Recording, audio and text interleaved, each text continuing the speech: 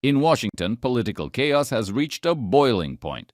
President Donald Trump has launched a blistering attack on Democrats, accusing them of shutting down the government at a time he calls one of the most successful economies in American history. First term lasted 35 days. How long do you expect this shutdown to go? Well, you don't know. Look, I can say this, that it would have not happened except for the Democrats. The Democrats are very foolish. They've lost their way.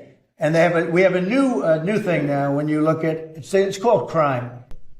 It's called absolute, as Biden would say. Well, I won't say what he would have said. Remember what he said? It's a 3-letter word. No. Remember that one? Everybody say, what was that all about? He probably meant exclamation point or something after the word. But this is a 5-letter word, crime. C-R-I-M-E.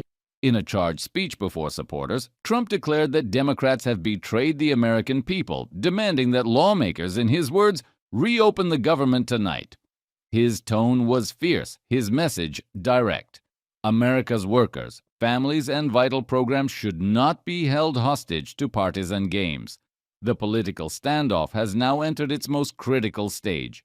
Federal workers face mounting anxiety as paychecks freeze and essential services slow. Both parties are pointing fingers across the aisle.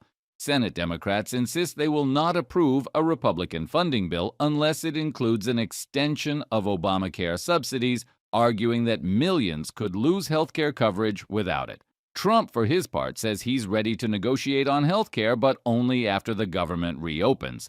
He told reporters, "We can get great health care done.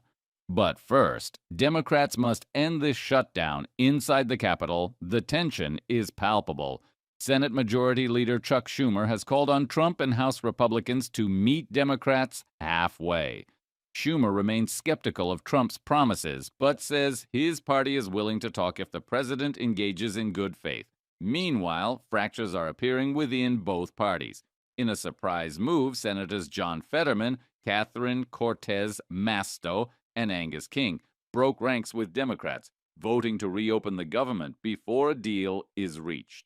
On the Republican side, Senator Rand Paul has emerged as the lone holdout, opposing the GOP's own funding proposal over spending concerns. House Speaker Mike Johnson now faces mounting pressure from within his caucus, as some Republicans support extending Obamacare subsidies to end the shutdown, while others fiercely oppose any compromise tied to Democratic priorities. The stakes couldn't be higher. Each passing day deepens the economic uncertainty for millions of Americans, families relying on federal benefits, small businesses waiting on contracts, and national parks shuttered to tourists. Trump has seized on this turmoil to position himself as a decisive leader, accusing Democrats of prioritizing politics over the people. But Democrats counter that Trump's demands ignore the healthcare crisis facing the nation. Behind the scenes, quiet negotiations continue as moderates from both sides attempt to broker a temporary funding deal. Yet with the Senate failing to pass a reopening bill once again, the shutdown is now set to continue for at least another week.